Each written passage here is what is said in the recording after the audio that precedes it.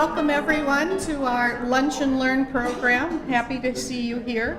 I'm going to turn the program over to Janet Brennan, who is going to do a wonderful job of directing us through this program. So Janet, take it away. This will be the second program on the League's study to update its land use position on the former Fort Ord. The focus of the update relates to whether or not the Fort Ord Reuse Authority, which oversees the land use on the former base, should be extended. FORA is set to expire in June of 2020. At our March 8th, 2017 meeting, our first speaker was Gail Morton, who's a member of the Marina City Council and the FORA Transition Task Force, and she provided a great deal of background information arguing why FORA should not be extended. That videotape is, the complete presentation is on our website. Today, we're going to hear the other side of the issue. Our guest speaker is Dr. Alan Haffa, who will argue in favor of extending FORA. He is a member of the Monterey City Council, FORA Board member, and a professor of English at Monterey Peninsula College. He served 3 years on the MPUSD School Board from 2004 to 2007, and he was elected to the City Council in 2012 and re-elected in 2016. In that capacity, he represents the city on the Board of Community Human Services and the Fort Ord Reuse Authority. We submitted 5 or 6 questions that we asked Dr. Haffa to respond to, and he does have a presentation, and after his presentation, we'll have questions from the audience. Please welcome Dr. Haffa.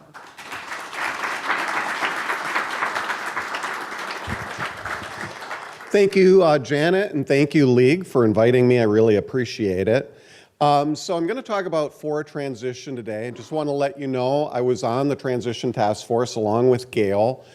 We met, I don't know, a dozen times, at least a dozen times over the last several years. And so I have to let you know this issue is very complex. There's a lot of moving parts. And today I'd like to explain why I ultimately supported not a FORA extension, but the creation of a single user JPA that would be a successor to FORA. So before I get into that, I'd like to give you a sense of who I am, those of you who don't know me, and help you understand why my values helped direct me towards the decision that I made.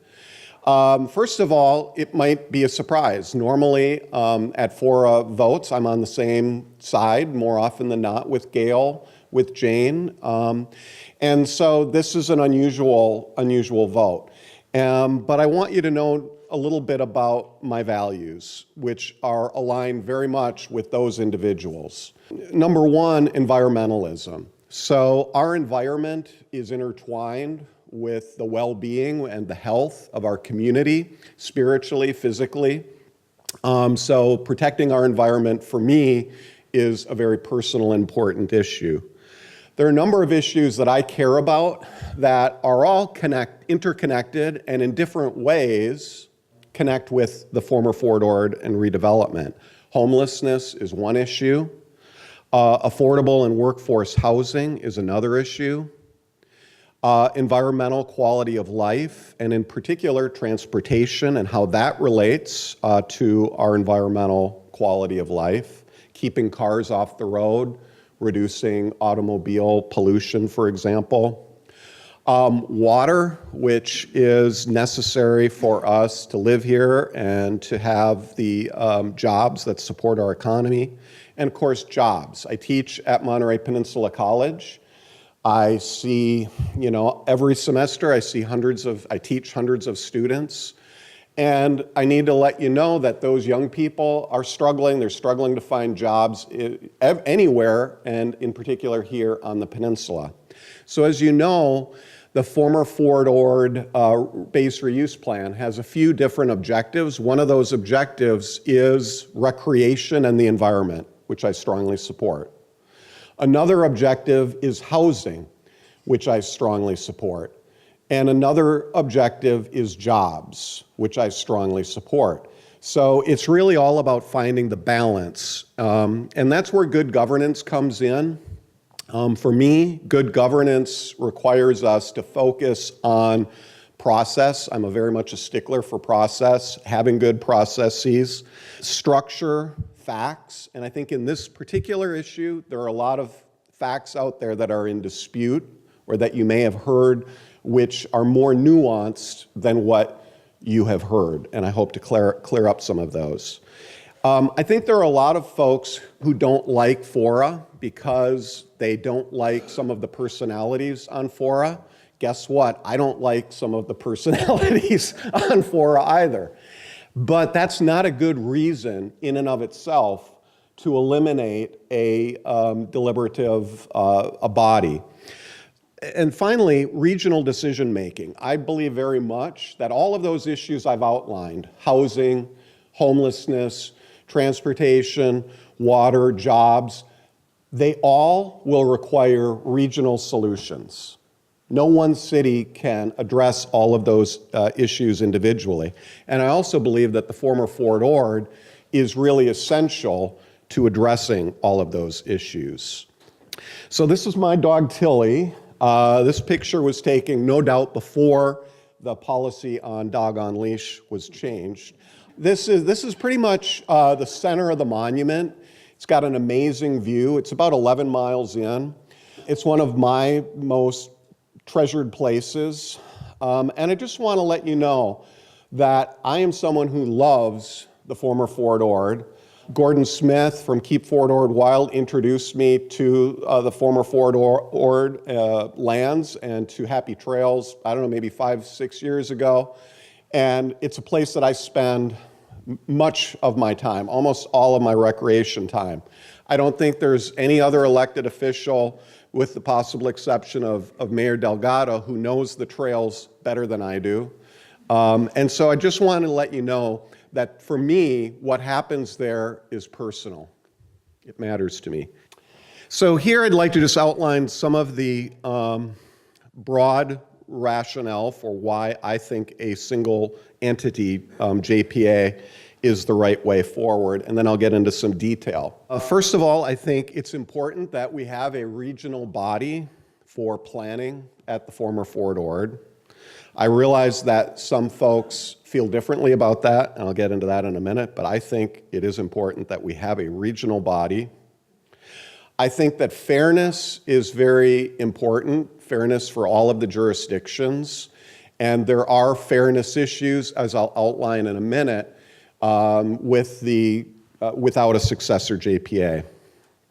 There's a revenue challenge. As somebody who believes very much in fiscal responsibility, that concerns me. There's a revenue challenge if we don't have a successor JPA. There's an issue of water that I'll get into more, and the ability of FORA to provide oversight for the water supply at the former Fort Ord. Prevailing wage and fair pay protection is important to me. I am a labor person. I believe in the labor movement. I believe that good jobs benefit everyone, and I'll say more about that in a second. And affordable housing is very important to me. Regional decision-making and public input. Development in various parts of Fort Ord have regional impacts on transportation, on jobs, on housing, and on the environment. I don't think that is in dispute. FORA provides a public forum where the whole region can come and voice their concerns and be heard. The jurisdictions, if we don't have a regional JPA, yes, the individual jurisdictions will make those decisions, and yes, people can come and speak at those cities and county, but I submit, as somebody who sits on a city council, that city councils tend to discount input that comes from outside their jurisdiction. And so having a regional body, I think, provides a greater public voice. It also provides a second voice for the public.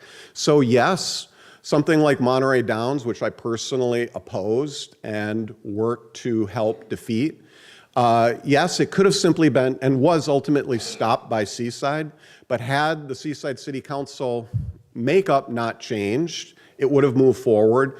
Then there would have been another opportunity for the public to say no at FORA. So if you don't have that successor JPA, you're going to have one go at it. It'll be at the jurisdiction level. As it is now, you have two goes at it. Finally, I think that a regional single entity JPA provides the opportunity for jurisdictions to work through disagreements. And there are legitimate disagreements. I think we know that there are times when FORA has failed, but there are also times where it's succeeded. RUDGE, which are the Regional Urban Development Guidelines, is one example of that. And that came about through a process at FORA. There was a lot of public input. There were meetings on trails, on connections, and I think we came up with some pretty good guidelines so that you don't end up with things looking radically different as you go from one jurisdiction to another. So the fairness issue here, as a representative of my city, and I understand other cities have different perspectives, and I completely understand why the representatives, for example, of Marina would favor elimination of FORA, because doing so would financially benefit that city. And if you live in Marina, completely understand it. But I have to look from my city's perspective and also from the regional perspective. And so there is an issue of fairness. Elimination of FORA without successor would result in financial benefit to the city of Marina at the expense of other jurisdictions. Why? So the way it works is there are entitled projects. Those entitled projects are basically, they're ready to go. And as soon as the permits are drawn for them and the work begins, at that point, the fees, development fees, are assessed. But if FORA goes away and those projects have not begun, have not been permitted and fees paid, it's going to be very, very difficult for the mitigations that are associated with those projects to be paid for. Because you can't, after the fact, after FORA is gone, you can't, once these projects have been entitled, you can't impose a fee on them. So essentially those entitled projects, and there's about 45 million of them in Marina, and maybe another 25 million in Seaside and Delray Oaks, those entitled projects we won't be able to get impact fees from. So new fees can't be imposed on already approved projects. However, if FORA were to continue or a successor JPA that had language indicating such, those existing fees would apply. Fees for transportation, water, and habitat will have a shortfall, and residents in other jurisdictions will bear an unfair share of those regional impacts. So more broadly speaking, there will be a revenue challenge. As I mentioned, the existed CFD, which is essentially the developer fee, will go away. It is true that jurisdictions can create new fees, new CFDs, but they may require a 2/3 vote of the residents within that proposed boundary. Those residents may not want, they may already be there, they may not want to pay for the new development. The FORA's existing property taxing power is also, by legislation, it's greater than what can be replaced by a jurisdiction, so that's another potential shortfall in funding. An analysis of the assets and liabilities shows FORA with financial capacity to fill all requirements of the base reuse plan, but if it's parceled out to different entities, there may be a shortfall as much as $70 million. Where is that going to come from? So water protection. The FORA Board has authority to approve Marina Coast budget and rates for residents on the former Fort Ord. Marina Coast Water District currently does not have representation from residents on Fort Ord. I'm hoping that will change very soon, and I think that's actually on our agenda for Friday. But without that kind of representation, one of my concerns, again, City of Marina has about 100 acres adjacent to Ryan Ranch in the former Fort Ord that could be developed. What would prevent Marina Coast Water District from imposing higher than normal rates or fees on the residents of that land? So I like having that opportunity as a representative of Monterey to be able to weigh in on that. And right now there's no representation aside from FORA for the Fort Ord residents with respect to water rates. Prevailing wage and fair pay protection. So if you're doing a job and you're supposed to get paid X amount, I believe you should get paid that. That's basic fairness. But I have to tell you, that's not happening. There are projects on the former Fort Ord where developers are not paying what they are legally obligated to pay workers. That's wrong. The master resolution for FORA includes a provision that requires prevailing wage for all new generation construction. Now, if FORA, again, sunsets, will that prevailing wage provision apply? Maybe, maybe not. I don't know. It's not clear. And who will enforce it? Currently, the jurisdictions are not doing a very good job of enforcing it. FORA has the authority to enforce it. We've not done as good of a job as we could and as I would like to see. We have created a position for a coordinator who works with the cities, tries to educate them and the developers on the rules regarding prevailing wage. But that is something that we could be more active. We have that authority, but if there isn't a JPA with that authority, who's going to enforce it? The same people who aren't enforcing it now? Same thing with affordable housing. The base reuse plan calls for 20% affordable housing and 10% workforce housing. That's supposed to be out of the total makeup of housing. It's very little of new affordable housing has been built. Most of the new construction is high-end. Most of it is not serving the local population. It's people from the Bay Area. And so this to me is very, very important. FORA could, through its consistency determination, not approve projects if they don't clearly address their affordability inclusionary requirement. If FORA goes away, who's going to do that? Again, the same jurisdictions that now are not requiring affordable housing. So I did receive some questions. Some of these are really complex. I'll do my best to answer them, and I've kind of summarized them here. So number one, AB 1614 requires FORA to approve and submit a transition plan that shall assign assets and liabilities, designate responsible successor agencies, and provide a schedule of remaining obligations. How does the transition plan approved by FORA do this? First of all, there was a lot of confusion. The so-called transition plan was not the transition plan as required under AB 1614. Okay, that plan must be approved by the end of this year, by December of 2018. What the FORA Board did after several years of the task force meeting was give direction on staff on what kind of a transition plan we would like. And so we directed staff, a majority of the board, to create a plan that would envision a single entity JPA structure. It's not the final plan. There will be more, and it will be submitted to LAFCO probably sometime in October.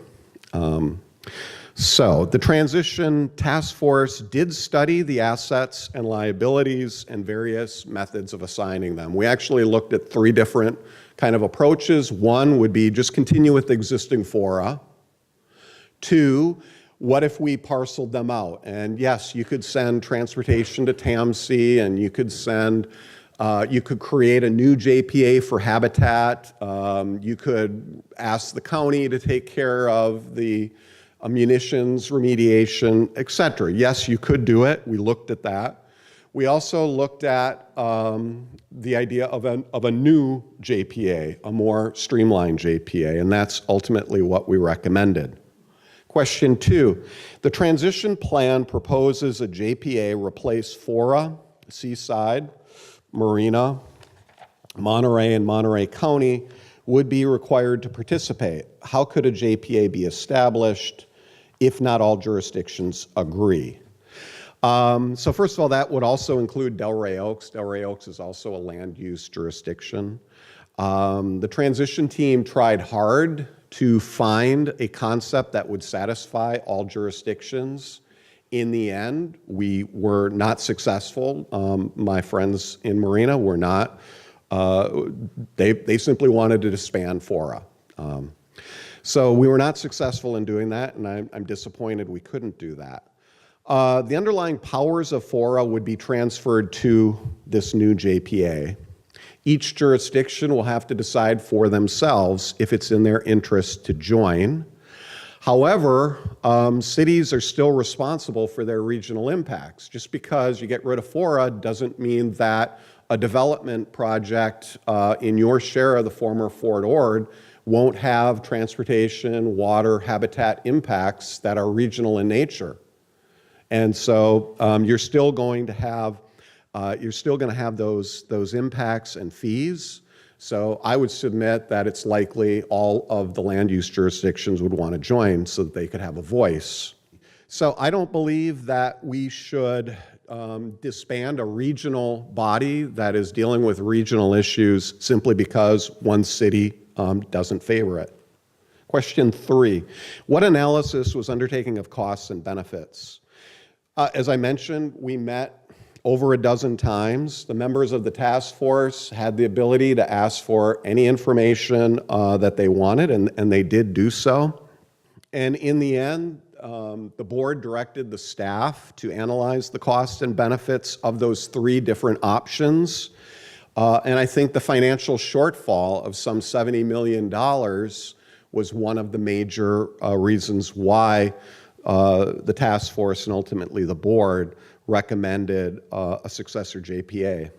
Question 4, several agencies could assume responsibility for FORA tasks. In your view, what functions could not be undertaken by other agencies or processes?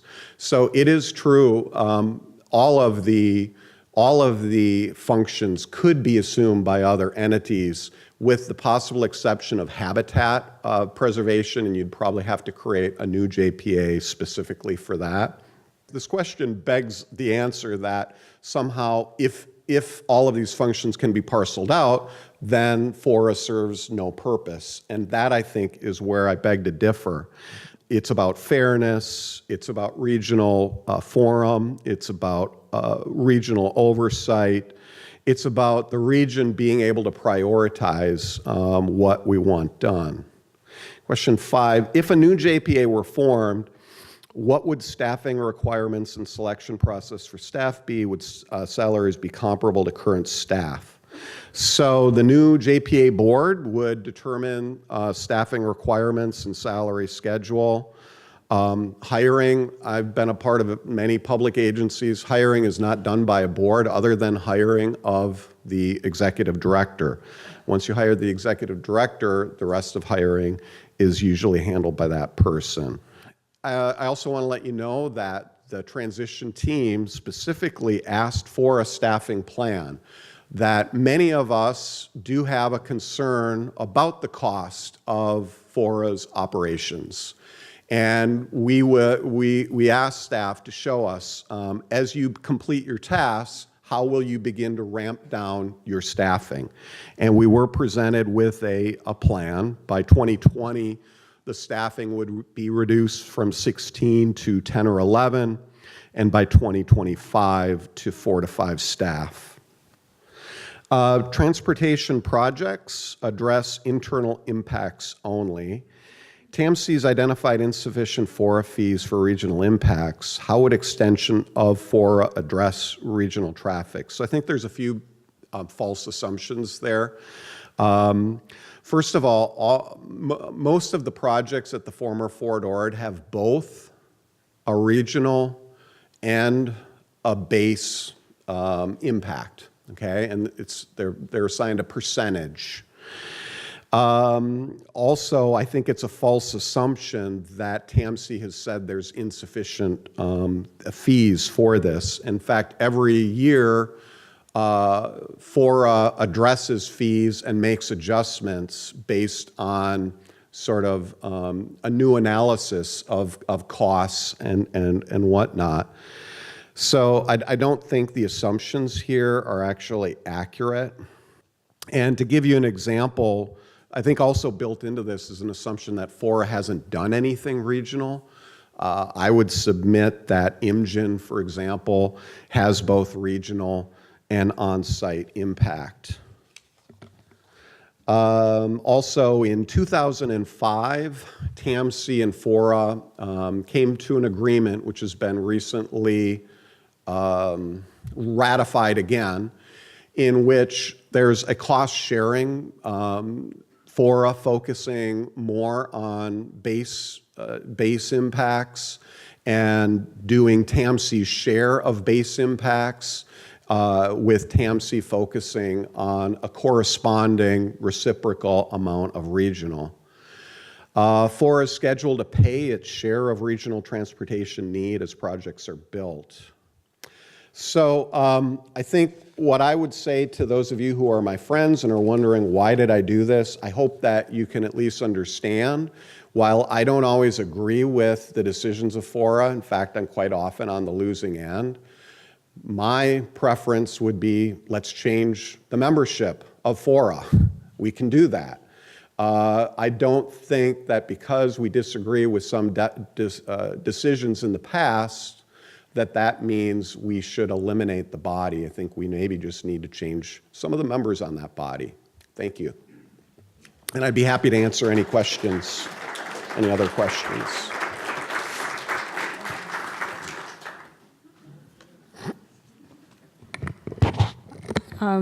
We will accept questions from the floor. If you're making comments, I will stop you. Questions only. Bev.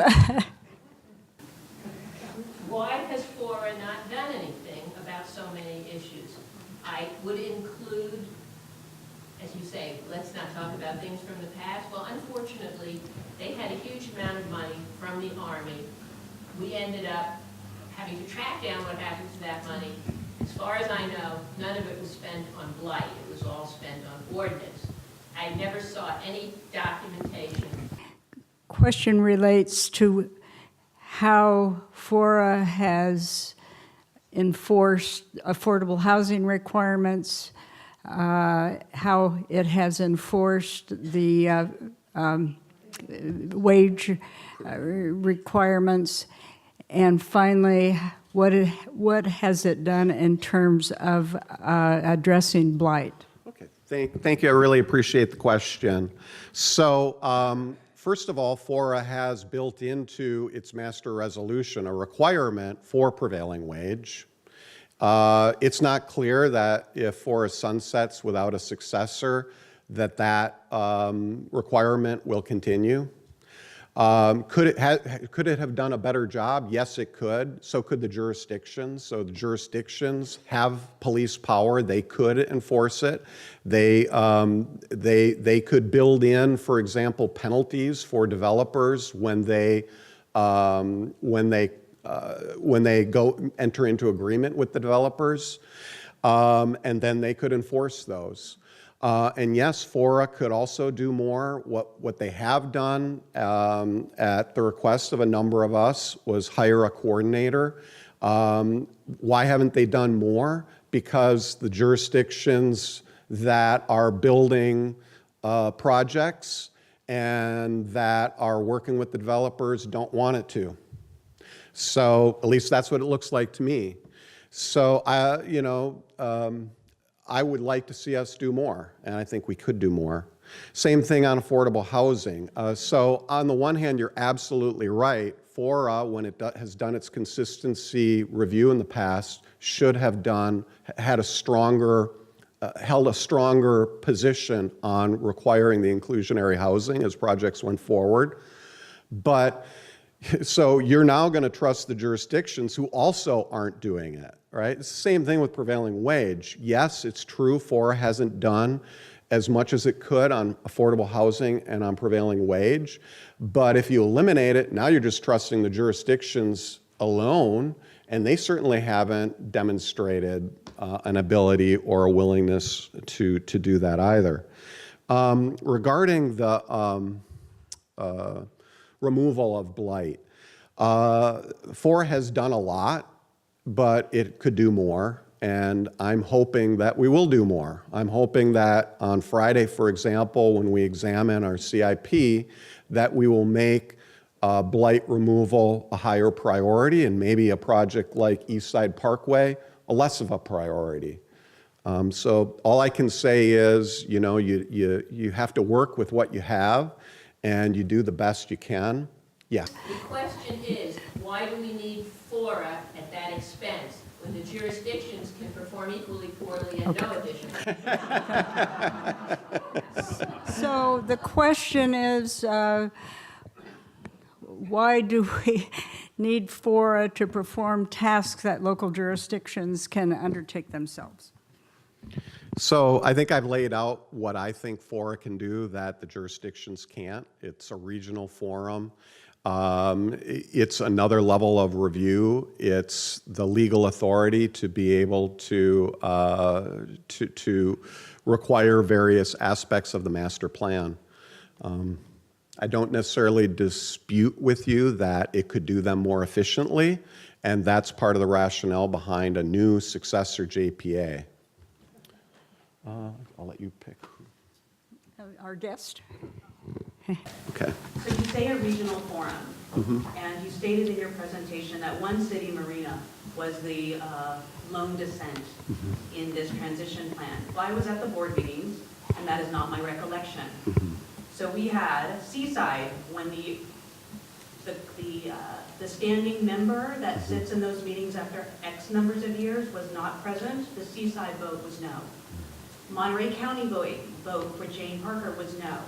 My question to you in this particular aspect is, how many acres does your jurisdiction, Monterey, have of the 14,000 usable acres of development, when I know those three positions in Marina alone has 90% of the responsibility? The question relates to proportionality of your vote versus the votes for Seaside and Marina and the county, which has far more land under the jurisdiction. Right. Dawn, thank you for the question. First of all, I was talking about the transition team. The transition committee, it was Marina that opposed it. After it got to the full board, Mary Adams changed her position. And yes, Jane also was opposed to it. The Seaside vote on the second vote was in favor of a JPA. Monterey has about 100 acres. It's a small amount out of the whole thing, but in terms of the regional impacts and the cost of those impacts, we may end up bearing a much greater share than is appropriate if FORA sunsets. So we have a financial interest as well. Let's have someone else have the opportunity for a question. Robin? If one entity, for example, let's just use Marina, does not want to join, that means the JPA is not fall apart, or who enforces this transition? The question relates to the proposed transition plan in terms of membership and what happens if one jurisdiction that's part of the JPA does not participate, and who would enforce the JPA? That's a good question. It's a legal question, and I'm not a lawyer. I will say this, there are other regional JPAs, let's say TAMC, for example. What would happen if a city decided they didn't want to participate with TAMC? Would they no longer have regional transportation costs? I think that they would. So this is a regional forum, and my understanding is that they would have the cities would have the opportunity to participate. If they wouldn't, I don't think that means they're absolved of the impacts of their development that are regional in nature. So I believe they would still be bound by the master resolution and the base reuse plan. But that's something that will have to be investigated as we continue to develop our transition plan. This gentleman over there.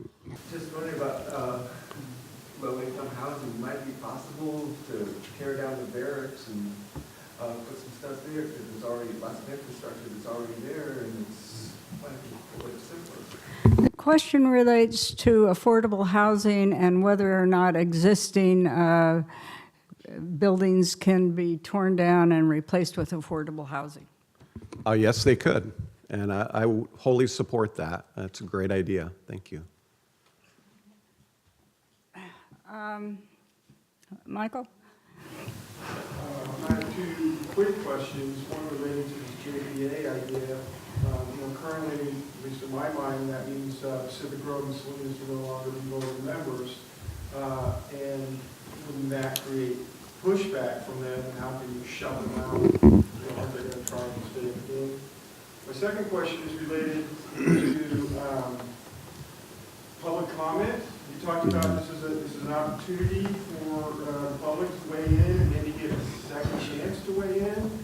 And this is like a peeve that I've heard from a number of people I share, which is the unagendized public comment always happens at the end of the meeting, which is different than almost every other jurisdiction. City councils usually have that stuff first. And what it does is force people who want to have an unagendized comment to come, either estimate when they think the meeting's going to end or sit through hours of stuff that they may or may not. Question relates, two questions. What about the jurisdictions that would not be invited to participate in the JPA, such as Pacific Grove? And the other part is, why is the public comment period at the end of the meeting rather than at the beginning for FORA board meetings? Thanks for the question, Michael. So first of all, another reason why a successor JPA was ultimately advisable rather than just continuing FORA in some form is because some of the other non-land use jurisdictions really want out. They don't want to necessarily be involved anymore. But what was envisioned was that they would have the option. So if PG, Carmel, Sand City wanted to participate, they would have the option of participating. And then they would be, basically they would be responsible for the operational part, a percentage of the operational part of the cost of FORA. So that would be a choice that they would have to make. But it was not envisioned that they would just be forced out. But part of what we heard was that especially Pacific Grove is really kind of wanting out. Okay. The second part of your question is an interesting one to me.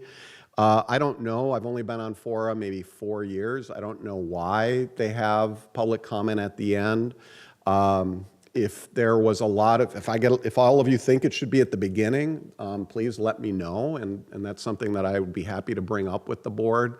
I can imagine one reason might be just the meetings start at 2, and so maybe for working people, they can show up at 4 and get off work and show up at 4, and even if they weren't able to be there for the whole meeting, they could speak during public comment at the end. That's the only rationale I can imagine, but I'll talk to Mr. Hulemard and some of my colleagues and look into that. Who next? Fred? Than other voices, and that wasn't based upon how many acres you had. It was a different formula. You might want to address that. There also seems to be a misconception that FORA has not done anything in the way of funding demolition.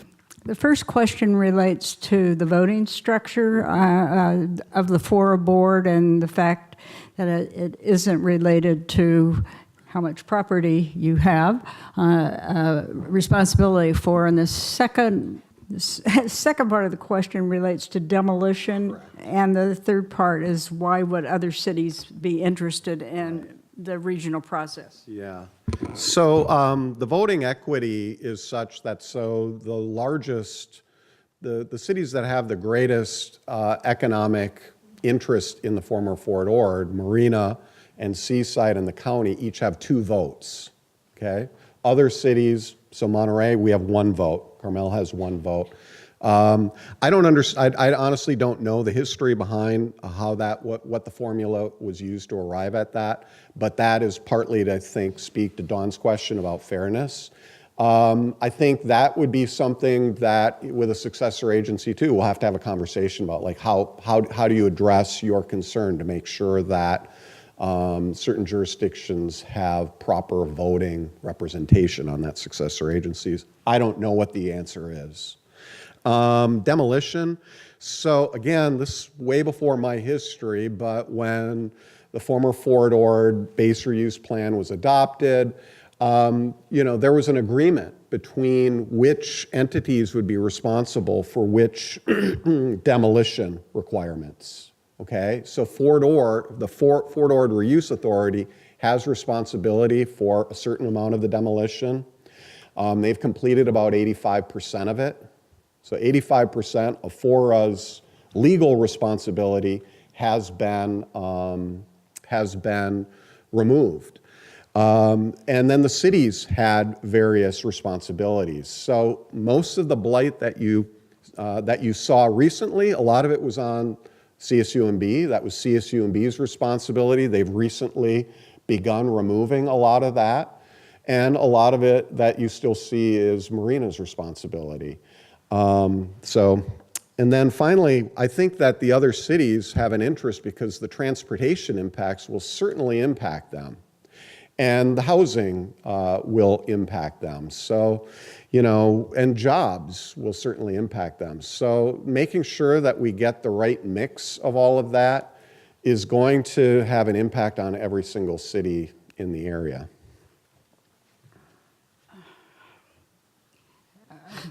Sylvia? FORA has been added for over 25 years and not much is done. Why would you think forming a new organization would do the trick?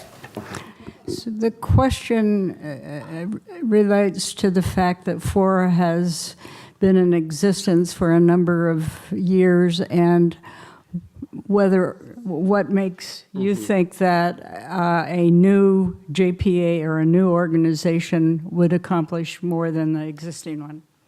Right. Well, I just have to say I don't think it's completely accurate to say it hasn't accomplished much. Look at CSUMB. That's pretty amazing. Look at university housing. There actually is a lot of homeless. People talk to me because I care about homelessness. There was a lot of buildings that were in fact redesigned, recommissioned for homelessness. I think there's about 300 units or so out there. Look at what is now happening in Marina. So I think that there's a lot going on. I think you have to take into account how devastating the recession was. That was something that was out of any of our control, and that really set things back. I also think back in the early 2000s, you had a different city council in Marina that was problematic in ways. I think you had a council in Seaside that was obsessed with Monterey Downs rather than on other projects that would have maybe been better and more developable. So those aren't, I don't think you can put all the blame on FORA. I'm going to take the privilege of the moderator and ask a question. Okay. One of your positions is that we need FORA as a regional planning agency. In our review of the consistency findings that FORA has made over the years, the impression is that it's pretty much a rubber stamp for what local jurisdictions want. I think that FORA has only once found a general plan inconsistent, and that's the Monterey County General Plan, which is still in that state. So could you address that particular issue? Well, I would agree with you. I think that they should have exercised their authority more often, and I'm hopeful that a new successor JPA will do that. Bill?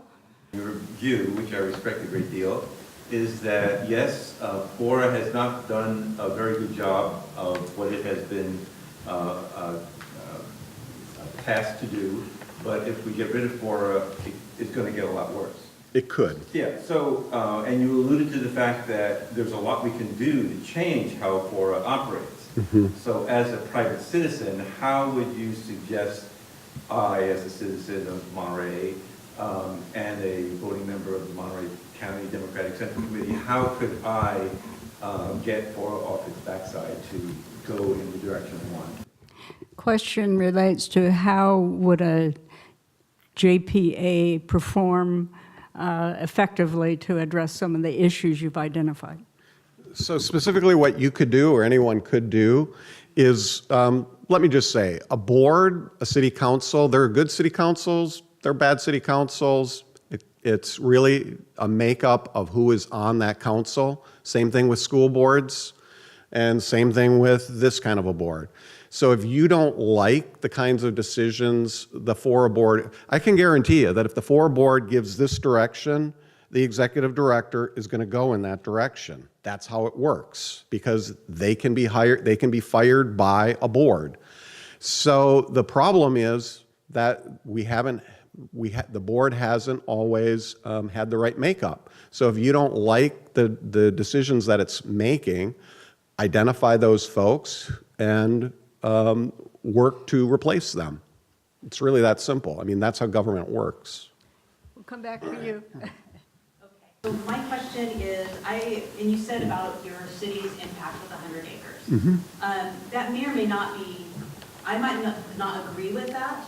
So as a transition task force, I have not been able to find anything on the FORA website, or when I asked this at the board meeting the last, there should be a staff report or some kind of documentation on when you looked at those three options at the transition task force and what the pros and cons for each of those were and the impacts of each of the jurisdictions from those to get to your recommendation of a single entity JPA. That is nowhere in the public domain. So I may or may not agree with you, but I would like to, as a public member, be able to work through the data that you made the decision on, because the way that I understand the board, the transition task force sent the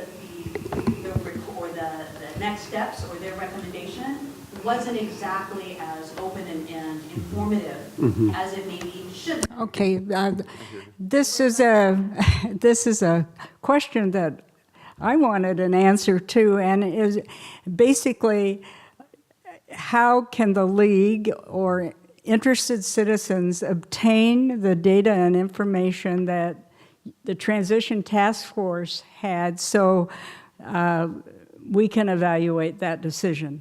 Great question.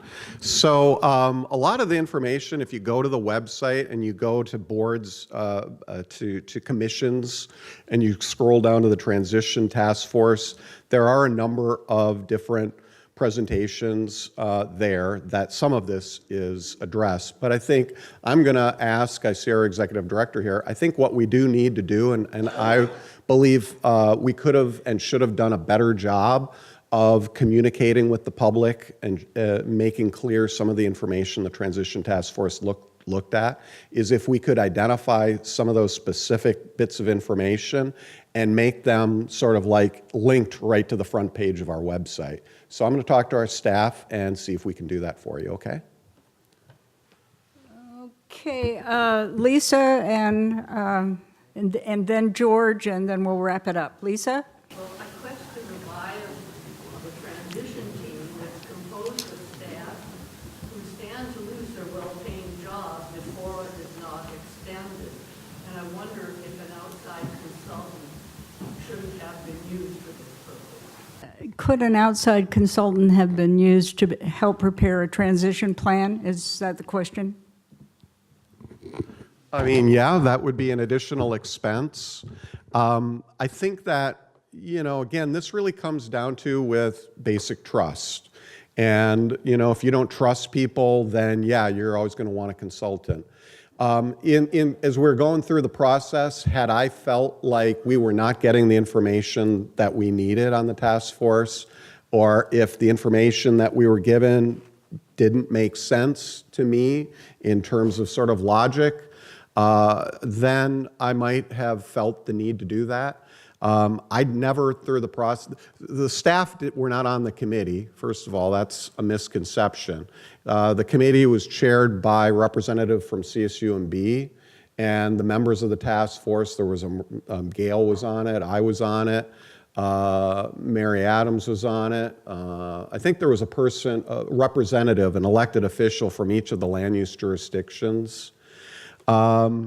So, at our last meeting when we adopted this direction for the future transition, some of my friends tried to make some alternate motions, and I wasn't able to make my alternate motion just because of Robert's rules. But what I was asking us, the motion I would have made would have been essentially that. Let's give this direction now. Let's move. We have to have a plan complete by the end of this year. So let's get going in this direction. This is where most of us want to go. And then, yes, let's also hire a consultant with very specific sorts of questions that we ask them so that it doesn't get overly expensive. So that was going to be my motion. I wasn't allowed to make it. I don't think more information is a bad thing, but I do kind of dispute a little bit that there's some kind of inherent bias, or that in the end it's the board that is making this decision. It's the board that was asking for the information. And in the end, it's really a policy and a political decision more than anything. George? You mentioned trust in this last comment, and I noted that a little bit. The FORA had 20 years of life, basically. The extension was done 4 years ago. It was very clear in the extension that the FORA was expected to produce a report that went to LAFCO for their consideration. It's 4 years down the road. We're now 2 years from the end. You're right now saying that these instructions to staff will be clear enough in the next weeks in order to get to LAFCO by this fall? I think it's a trust question here.